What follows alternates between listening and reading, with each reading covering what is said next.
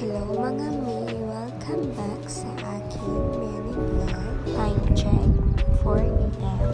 Kani akong anak, mga lawon dyan ni siya umata. Every morning dyan na. Usahay gali 3 AM. Lahira dyan ni mainanat. Kaya atong anak na atong kalipay. Nalinaw pa ko, chika-chika sa akong anak. Maujud ni among routine every morning. Fast forward ta, kay kadali ko gamay. Mamilo ko og kadali para akong anak ako na dayong maligo.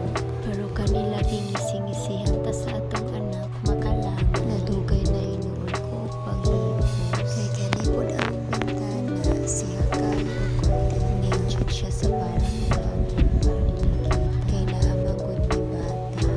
Maubitaw ni akong bitangtang kay ikaw na nahulog magyud ang picture frame. Magani wala ikaw akong anak. Diragdaw raman siya na ako, maong kaway-kaway ko. Kung ibalik na nako sa butanganan, kay basin mahulog pa unya sa wala ra pa jud ko'y gibayaran ani maskin piso, kay per sample rani. Grabe na ba nako katabian, wala pa jud ko nahuman o panghipos. Fast forward tagamay, kay need na jud paspasan. Katag jud kaayo, kay ang hinubo sa akong anak.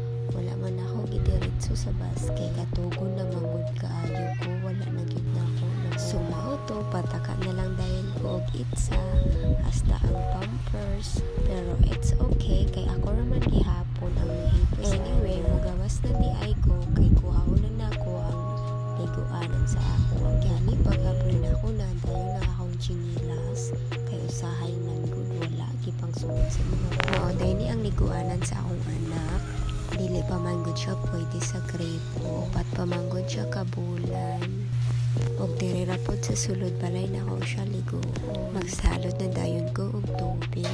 Iandam na nako daan para ready na ang tanan. Grabe na jud na ako katabian, nalimot ako sa akong gibuha. Ako ana dayong gikuha. Balik na dayon ko og sulod sa kwarto. Kaniya among kwarto mga may temporary din. Kay kapabuhat mi og amoa.